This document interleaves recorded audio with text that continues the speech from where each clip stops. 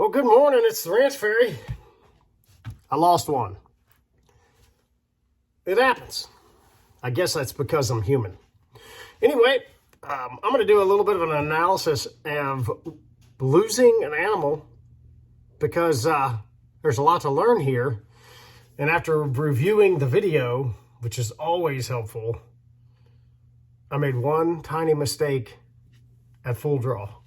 And that was difficult. So stay tuned because the Ranch Fairy admits he lost one with an adult arrow. That's never supposed to happen.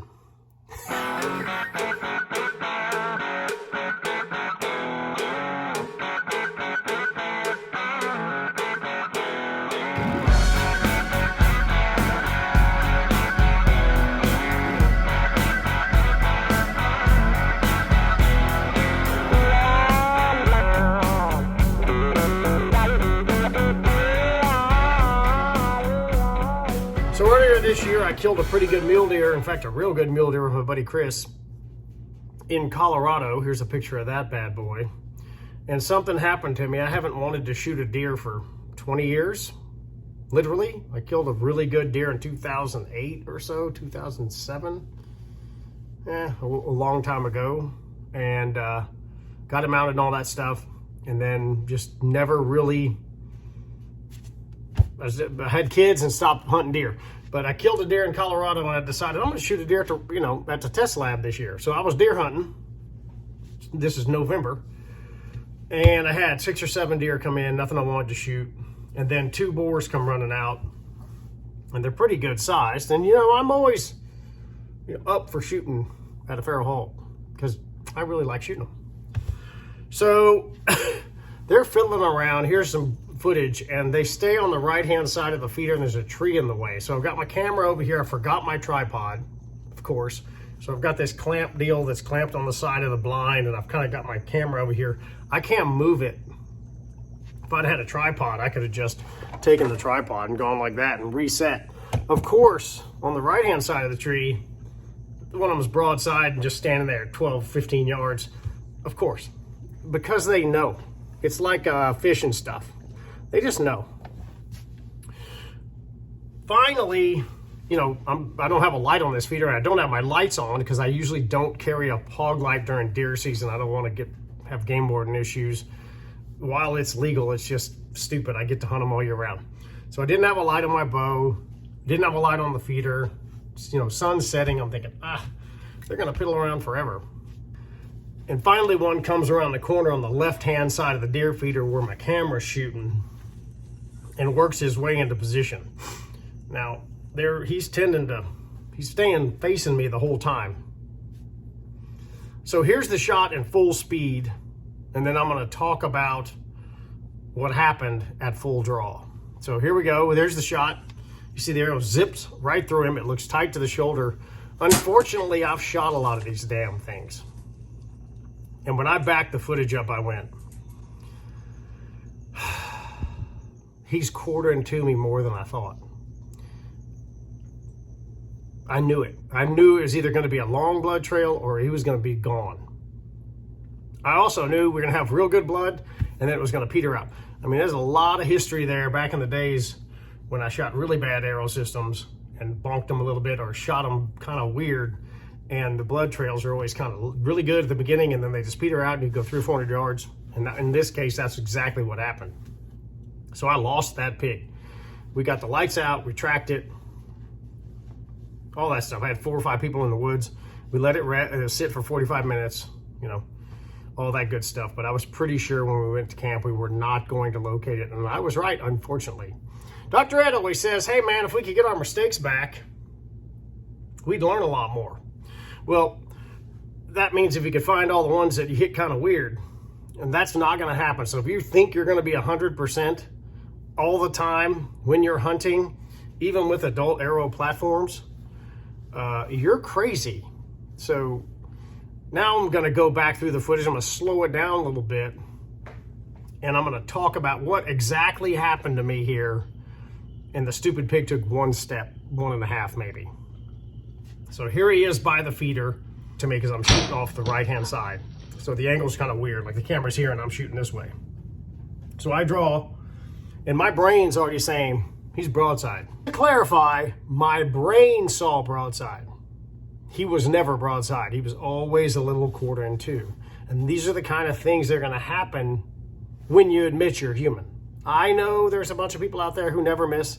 And I know if it was you, you would not have made the same mistake. But I did. So my head saw broadside. He was a little 1/4 in 2. And then when he took the step around the feeder, he was really 1/4 in 2. And if I would have seen that at draw and made that adjustment, this would have been a different story because I'd have pulled a little more to the right and smoked him. But I didn't. Human. Not even Mr. Murphy got involved here. Just a dumb human.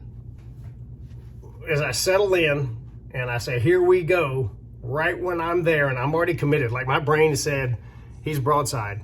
He took a little step right to me to get around the side of the feeder. It ended up being a 1/4 in 2 shot. Slight as it is, I've talked about this, those dumb things, lungs are almost vertical in the back. Everybody thinks lungs are round. Not on feral hog, not even on a deer. Deer tend to be a little bit more tilted. I mean, a pig's lungs are almost straight up. And as low as I shot, which I was okay with that. That's all guts down there. So I probably one-lunged him, definitely hit through the guts. And how do I know that? About 250 yards into the trail when we started getting on pin drops. So, it started running. There was nice big blotches on the leaves. I'm sorry I did not get video of that. We found pieces of gut stuck on trees.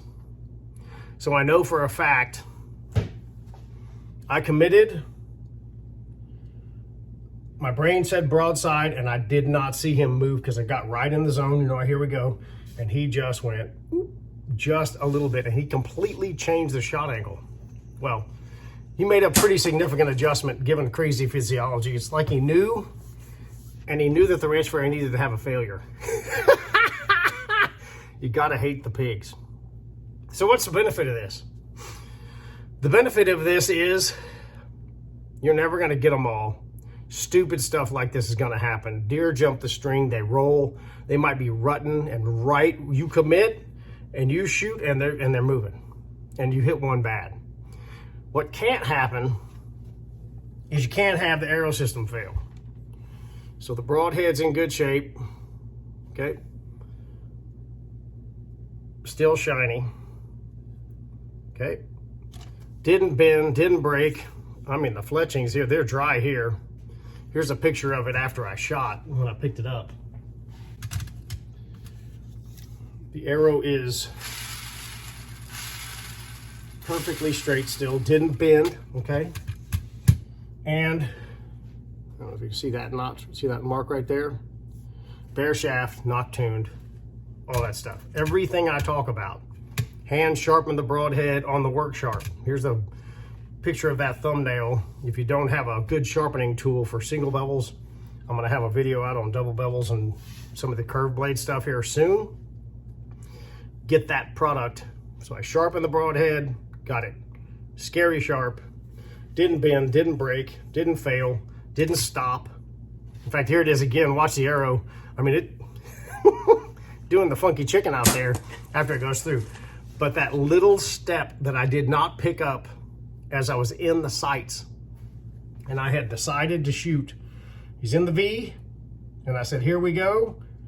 Cameras are rolling, everything's good. And I had committed to that shot and he took a little step. This stuff's gonna happen to you.